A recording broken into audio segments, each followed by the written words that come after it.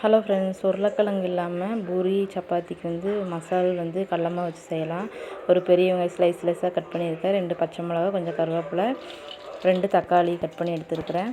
அப்புறம் கடாய் வச்சு கடாய் ஹீட் ஆனதும் ஆயில் 2 டேபிள் ஸ்பூன் ஊற்றி கடுகு போட்டு, அப்புறம் பெருஞ்சீரகம் ஒரு 1/2 டேபிள் ஸ்பூன் போட்டு வெடித்தது. அப்புறம் வெங்காயம், பச்சை மிளகா, கருவேப்பிலை போட்டு நல்லா வதக்கிக்கணும்.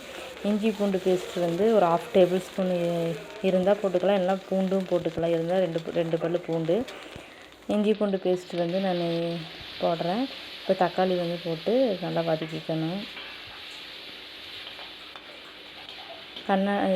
வெங்காயம் கண்ணாடி பத அளவு வதங்கினா போதும். அப்புறம் தக்காளி போட்டு தக்காளி நல்லா வதங்கிடுச்சு.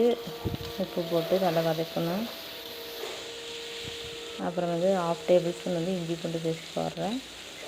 இஞ்சி பூண்டு பேஸ்ட் இல்லைனாலும் பூண்டு போட்டுக்கலாம்.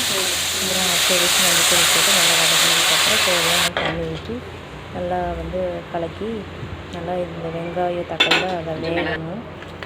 அப்புறம் நான் காரம் கொஞ்சம் கம்மியாக இருக்கிறனால 1/2 டேபிள் ஸ்பூன் மிளகாத்தூள் போட்டிருக்கேன். நீங்கள் பச்சை மிளகா தேவையான அளவு போட்டுக்கோங்க. கடல மாவு 2 டேபிள் ஸ்பூன் கரைச்சி வச்சுருந்தேன், கட்டி இல்லாமல்.